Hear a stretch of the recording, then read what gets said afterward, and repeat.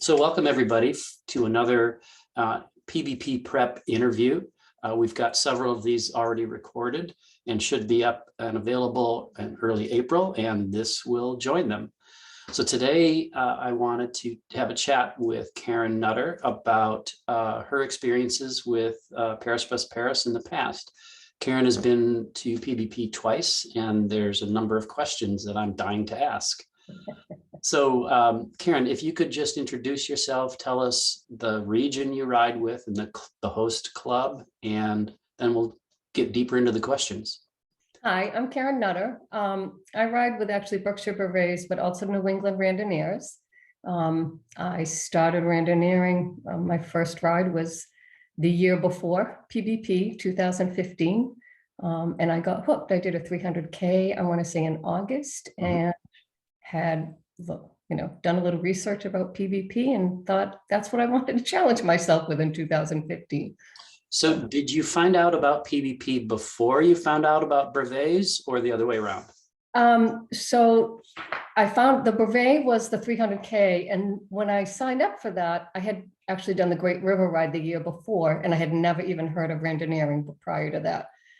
So I did the Great River Ride and chit-chatting with people, and they were telling me about randonneering. And so the next year is when I did a little more research and said, oh, if I do a whole series, I can do PBP. And that's I found out about the brevets first, which led me with Randonneurs riding that brevet. Okay, so the next question I want to ask is, what kind of riding were you doing that kind of led you to discover brevets in the first place? So I purchased a bike in 2012 I had been running, and of course you get to an age you can't run anymore. So I purchased a bike and to do a charity ride, a 3-day, 100 miles, which back then I thought was so incredible. You could ride 3 days, 100 miles a day, and realized I kind of liked that. And then I did it again the next year. And then I'm like, okay, I want to do something else. I love the charity riding, but I want to, for myself, challenge myself a little more. And that's how I started randonneering and found out about randonneering and what I could do with randonneering. Great. So when you first found out about PBP, I wanted to delve into your reaction to the whole concept. Like, did you think it was crazy, or did you think that's the thing I've been looking for? I did think it was crazy, but I also think for me, it was a challenge I wanted to do. Like after reading about it and reading people's blogs and everything, I'm like, okay, this is a good challenge. It's above and beyond a challenge for preparation and to actually ride it. But yes, you put your mind to something like that and it's a possibility. So tell us a little bit about what's going through your head as you're riding your first 600K. Oh, I can't even, it was. So my first 600K, so when I signed up 100K, I was having the year before some knee issues, and I did a full series before PBP, so 2015. But I, over the winter, had to have some knee meniscus repair done. So I wasn't in the best shape to do any climbing around here. So I went south. I went to Virginia and DC and North Carolina. It was extremely difficult. But I found when you ride with the Randonneurs, the group, they never kind of and they knew I was by myself, and nobody ever really, I mean, I was by myself riding a lot, but nighttime, I found somebody to ride with, and you chit chat with somebody, it keeps you going. And the next day was a horrendous thunderstorm, and all of us, it was the first, like, oh, they actually hide under a church, like rooftop. It was crazy. The second day riding, there was too far between controls and there was no stores, and we had to like knock on somebody's door for some water and ice. It was like, okay, this is truly randonneering to me, outside of my typical realm, but it was fun. And I thought, okay, this is what randonneering is. You get by with however you can, and you rely on other randonneurs too. Yeah, so here in Northern California, one of the common food items that is set up at controls, either intermediate ones or the finish control, it's fairly well known And as that relates to the camaraderie part, you know, there's a phrase that come for the cup of noodles, stay for the companionship. That's funny. Yeah. So, I find when you Randonneur, you eat things that you normally wouldn't eat when you're right. starving. And you go out dressed in public in a way you would never dress. So let's think back to both prep for 2015 and prep for 2019. And what kinds of rides did you do that best set you up for successfully finishing PBP? So I did hire a trainer for 2015, which for me was the best choice. That was taken off my shoulders of thinking about how much I had to ride, you know, what type of riding I had to do from months before PBP. But doing the brevets was actually, especially 2015, I mean, that was a learning curve for me to, you know, work from 2 to 3 to 4 to 6. 2019 was a little different. I did a lot of, for me, a lot of, riding the year before, a lot of brevets the year before in 2018 and in 2019 prior to going. And I felt so ready by the time I got to PBP 2019. 2015, it was like, okay, I'm going to give it a shot. But 2019, I didn't think I would do it again after 2015. I'm like, okay, I did it. I'm moving on. You know, I'll still Randonneur, but not PBP. But 2018 came, and I'm like, I can do it better. Like, I know I can do it better. I've learned, and I keep learning. You keep learning as you go. I'm like, I want to do it and do it better. So did you find the experience in 2019 to be a brand new experience? Oh, absolutely. Great. Also, the time choice of leaving. I want to delve into that pretty deeply, but there's a couple of other things I want to circle back to. So you hired a trainer for 2015. Yes. One of the things that people might find by hiring a trainer is that what is also taken off your shoulders is figuring out what you have to do in order to put the building blocks together. So you don't have to think about constructing that and getting it wrong. So that the trainer takes care of all that stuff. So I'm assuming that was a big help for you too. It was an extraordinary help because there's so much that goes into riding PBP. I mean, the lists I have, I do a 200 that year, and I would write the list of everything I brought with me, and then 300, and the list grew and it grew, and it's 2 pages, but I mean, down to, you know, tweezers in case something goes in my tire. But I also divided that into what goes in my front bag, what goes in my 2 bag, what goes in my rear bag. So by the time I got to PBP, I didn't have to think about it. I already had that. And that to me was enough that year, where my trainer, all I had to do was read my piece of paper and say, today I have to go out for 3 hours and do 3 2x20s and or ride, you know, at my endurance pace for however long. Yeah, you know, my first experience with PBP in 2007, I found that my setup was completely not thought out properly. And that really held me back a lot. That kind of impeded me. So it's a good idea to think out where you're going to put something and how easy it's going to be to access it when you need it. I was just having a discussion with somebody the other day about you know, the advantages and disadvantages of a top tube bag, you know, right behind your stem, and how, you know, if you have a saddle bag, it's kind of first in, last out. So you have to really think things out. And then you have to live with the fact that it's never going to work out the way you pack that bag. Yeah. Absolutely not. Yeah. Well, 2015, you know, exhaustion kits in 2015, I think I was in Tempe, and my rear bag I had tied at the last minute, mistake. I went and grabbed a small bungee cord and hooked it on to make sure my bag was steady enough. And sure enough, drove off, and you're tired, and didn't hook it up. About a mile down the road in my rear. Yikes. I had to pick up my bike and walk a mile back and have the technician. And he looked at me like, oh, this isn't good. And he Yeah, did, he took his time, and those are you're unprepared for it, but you have to mentally be, okay, it's okay. Like you put your time in, as you divvy up your time associated with each stop. Okay, I'm good. I caught up with the last one, timing is so crucial. yeah. So why didn't you pick a trainer for 2019? No, I did. Oh, you did? Oh, I okay. Sorry, I missed that. 19. Okay. Absolutely. Yeah. Both times it was the right thing to do. Fabulous. Yeah. It was fabulous for Great, me. great. I know some people can just go out and ride and it works for them. For me, I think I started riding late in my life and don't quite grasp everything that the body can or should do in order to be prepared for something like that. So yes, I did have a trainer both times. So let's talk about the differences between 2015 and 2019 for you. And in particular, I think you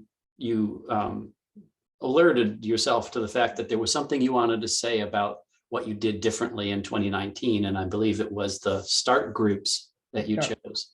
So tell us about how, so if I can tell tales out of school here, you did PBP 2015 in 88 hours. Yes. And then going into 2019, you chose the 84-hour group and you finished in 80 hours. Right. So tell us about the thought process of going from one to the other and explain some of the differences. I'm not a fast rider, but typically I can put my head down and just ride. It's okay, and I'm okay with that. Leaving at night for me was, I think, a lot tougher. You are starting at night, so you think when you sign up for 90 hours, I'm like, well, I get there and I get there a few days early too. And then I'll nap that day before I leave. Well, that's impossible. You can't nap. You've got so much nerve, so much anxiety that it's not possible to actually nap. So you're behind, for me, behind the 8 ball, just starting. Exhaustion kicked in earlier than I would have ever thought. 2019, I left, dawn was coming. It was a beautiful morning. Off we went, and it was a whole different ride for me because nighttime, and I don't get a lot of sleep, again, I'm not fast. Nighttime, I was sleeping. I wasn't riding from 12 to 4 or 12 to 5. I was actually napping then, in which I also avoided the cold, I think, in 2019 because of that, the terrible chill that everybody talked about. Right, yeah. But it was more on my clock, riding. So tell us about the differences in atmosphere. Did you give up anything with doing the 84-hour start over the 90 or? No. Okay. I think I felt because I left in the morning, I felt stronger the entire ride.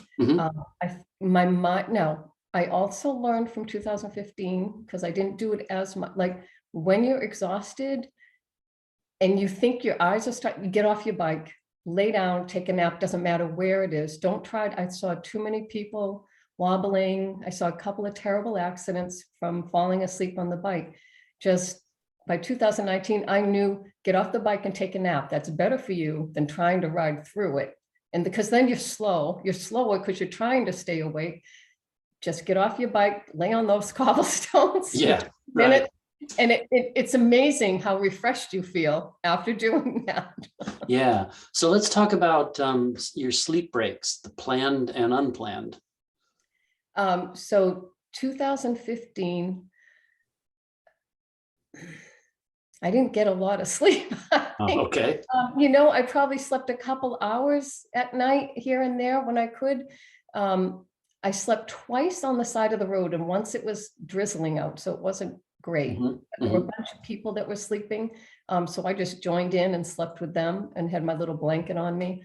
2019, I probably stopped, other than my sleep times, 3 times, where once it was a little chilly and I just stopped at one of the rest stops and put a blanket on and had some hot coffee, just put my head on the table, and then twice on the cobblestones, just the side of the road, knowing I was safe, and slept in for like a half an hour if I needed. And I had enough time, like I knew I had enough time to do that, to refresh myself. Right.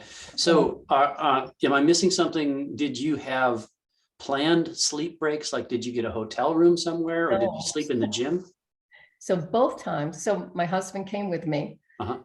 He wasn't planning on being, the only time he was planning on being was at my at my sleep stops, so I could sleep Okay. in the car. But he enjoyed being at all the rest stops, so I would see him at every one. Right. And he would have some food, because the food can get to you when your stomach's not used to eating some of the French food. Uh-huh. So he might have gone to the grocery store and grabbed me something that he knows I would eat. Pepto-Bismol is huge. Bring Pepto and bring Imodium with you. Yeah. But yeah, so I slept in the back of the car, in the back seat of the car, Ah, and okay. could, set my alarm for when I knew I had to get up and get rolling again. So do you have an idea of how much time you slept during the whole 88 hours in 2015 and 80 hours in 2019? In 2015, I don't recall. It wasn't a lot. If I got 2 hours Mhm, at, at my, 3 times, that was it. I mean, it was, mhm. but 2019, I was so much more organized. I got at least 4, if not 5 hours of sleep 3 times In 2019. in 2019. Wow. Yep. Wow. That's great. That's Yep. really good. It made all the difference. And you could sleep because you were exhausted and it was dark out. It Mhm. wasn't light out when you're trying to, sleep. So aside from the experience factor that you had at your disposal in 2019, were you the same kind of rider, or were you a completely different rider in 2019 than you were in 2015? I stronger, and Okay. more confident in myself. Okay. Definitely. Yeah. Did that come from doing the series the year before? Yep, the brevets, and just riding the brevets and really knowing what I need to do and how to do it. If something goes wrong, what you have to do to get through it, and finish your brevet. I mean, I did attempt 1,000 up in Nova Scotia and didn't finish it. The wind was incredibly strong, but it was a learning experience. Like, I knew I was by myself and it was nighttime, and I just thought, I'm never going to make it to the next control. And I just called it. And it's like those, tough decisions, but it's a learning experience Mhm. as opposed to a bad thing. Right. You move to, okay, this is what I have to do next time. Right. So did you hear, going into either 2015 or 2019, a lot of stories about PBP from people that you were riding brevets with? Yeah, Uh-huh. yes. Not all good, Uh-huh. everybody has their take on it. Right. Uh, but most of them were fun, they'd Uh-huh. like, never do it again, or like, or I can't wait to do it again. Uh-huh. Depends on who you spoke to. But I learned you can't listen to everything and every piece of advice that's given, because that might not be the right advice for you. Right. Uh, Well, also at some point, they may be contradictory pieces of right, advice, right. because something that worked for somebody wouldn't work for somebody else. Yeah. So what things on your first PBP, for example, were a complete surprise to you, so that like nobody told stories about this and you just didn't expect to encounter this? I don't, think I have. Not sure. I think almost everything had been discussed, or I had read about everything, because I did do a lot of research myself, Mhm. because I didn't know any real, where I live, Randonneurs here. I think, nobody can prepare you for the exhaustion. I think Ah, that in itself is the number one, I think a lot of people can't finish or aren't able. They're just, it's exhaustion, and you have to be able to get through that. It's not right. easy, and sometimes you can't. I mean, that's why I said it's so important to know yourself and your own body.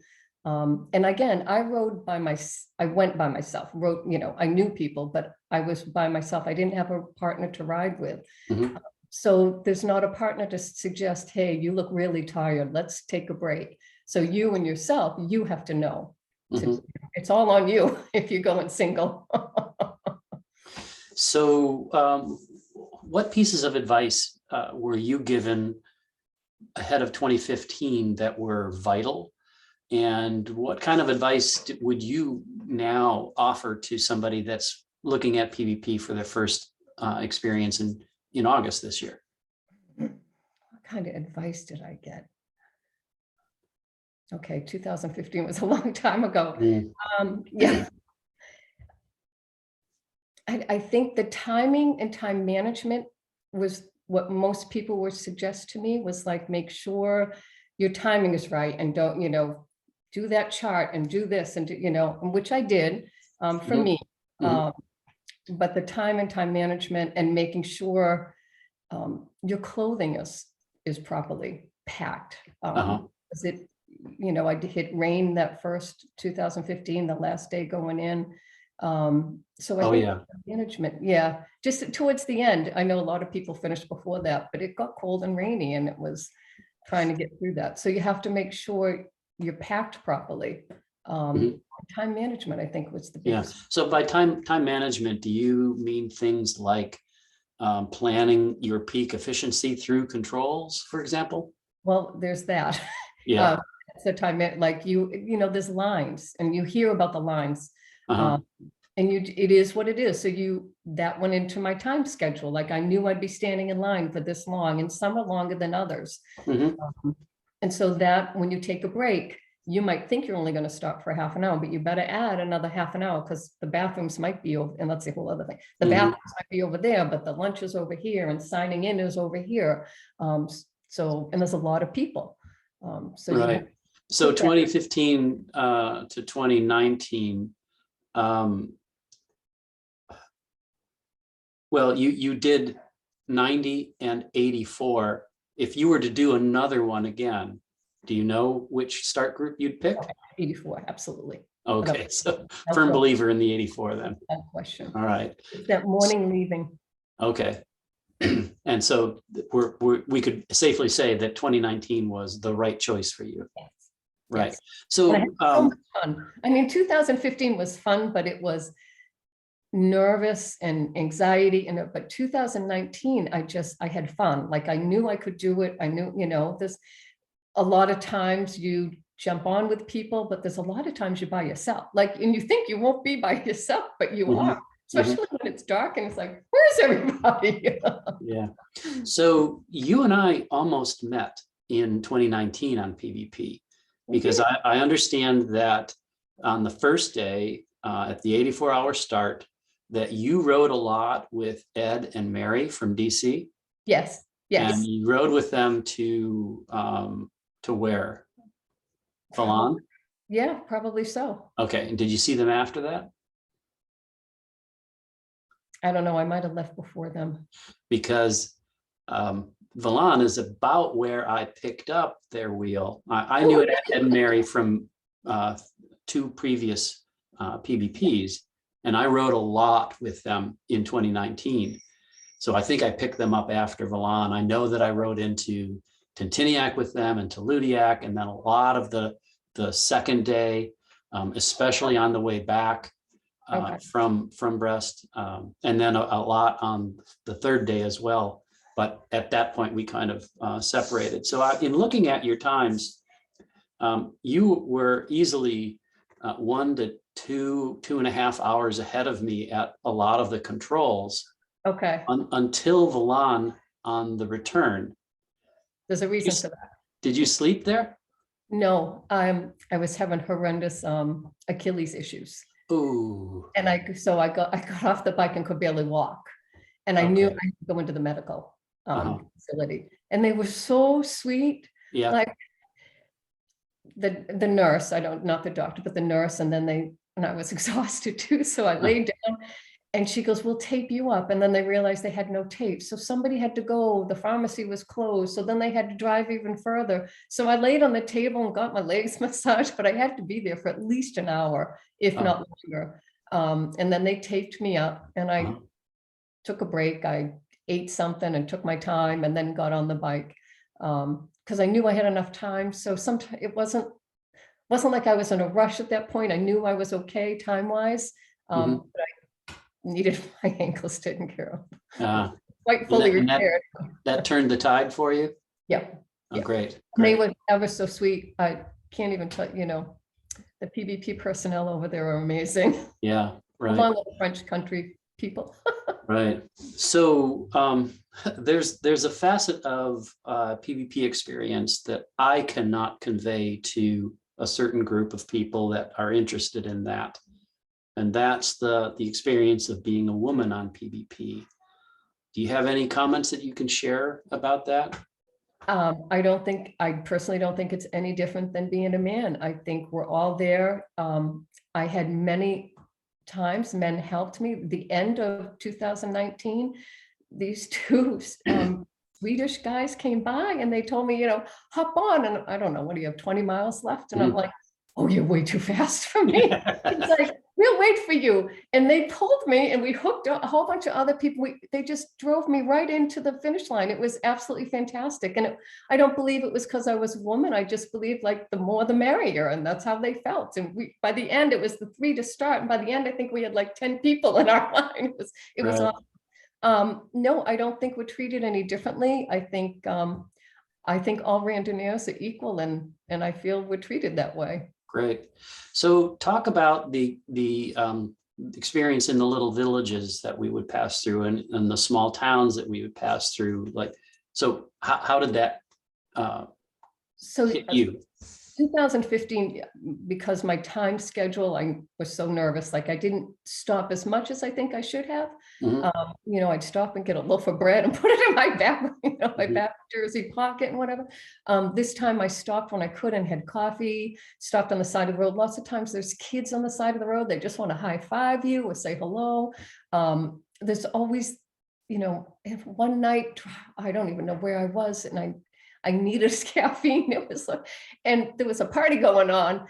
And I said, do you have a Coke, like a Coke? And she's looking at me, Coke. And she goes, Coca-Cola. And I'm like, yes. And they're ever so sweet and nice. And they're there to help you and cheer you on. I mean, in the rain, they're out there in the rain cheering you on. It's amazing. Amazing. I love that they love us there. Yeah. I remember a few instances passing through small villages in the dead of night. And you might hear, you can't see them, but there are people like watching out the windows of their second story apartment, and they're cheering you on. And then every once in a while you hear these tiny little voices, allez, allez, bon courage. Or the little coffee shops that might be open in the middle of the night for you. Right. You just like, oh, that's open. I'm going to stop for coffee. And they're Right. open just for the Randonneurs coming through. It's awesome. It's Yeah. just beyond belief. Yeah. So here's a tough question for you that you might not be able to answer. Do you think it's easier or harder to do, let's just say, your 80-hour finish? Yeah. Do you think you could do the same 80-hour finish in the 90-hour group, or is it easier or harder to do that in the 84-hour group? Do you know what I mean? I'm getting at? I do. And I'm not sure I could have. Starting at night, I'm not sure I could have done it in the 8 had I started. Right. I don't. Well, great. So here's another tough question. Are there any questions that I didn't ask you that you wanted to answer? Oh, so no, 2015, everything was batteries. I had all my batteries and my chargers and by 2019, I had upgraded my bike and a generator hub. Mhm. It was such a anxiety relief for me not to have to worry about the batteries and losing, and having somebody see you without a light on it. Mhm. Generator hub, to me, it made my ride so much more relaxed, knowing I had power when I needed it. It doesn't slow me down at all. I know people who are fast, it's an issue, but it just relieved me of that kind of worry. And it was, Mhm. for me, it was huge. No Yeah. stress. No stress. I suspect there are other little facets of your preparation and kit that operate in just that same way. Like if you make this choice, you can Right. stop thinking about all the other things that you would think Yeah. about if you had Yes. done the alternative to that. Yeah, great. Yeah. All right. Well, thank you so much for taking the time to sit and take these questions from me, and I appreciate that. This was great. Thank you. And bon voute to all the riders. Right. You Oh, like the last question as we close out. Is there another PvP in your future? I don't know. In 4 years, I'm a little bit old, so we'll see. We'll see. I don't know. Okay, I do it all right. might not be PBP, it might be in the US. Okay, well, thank you very much. And thanks everybody for watching this Yeah, video. everybody, take care and good luck. Okay, Thanks, Rob. and Bye. cut. Right. That Okay, was good. so yeah, I think that went well. And I don't think there's much in the way that I have to trim out. So this is great. Maybe a minute at the end, a minute or two at the beginning. Thank you so much. Thank you. I'm glad you thought of, I know Eric gave you, but that's so nice that you did. Yeah, Thank yeah.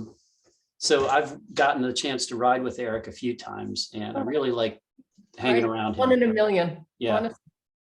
yeah. And did you see the, are you on the PBP prep email list? Yes, yes, And so you saw his recent post yes. where he's delving into the grades and the length of them, and so that was phenomenal. Yep. Yeah. I didn't find, and I know it's hilly PBP, but I don't, to me, it's not a terrible, like the climbs aren't terrible or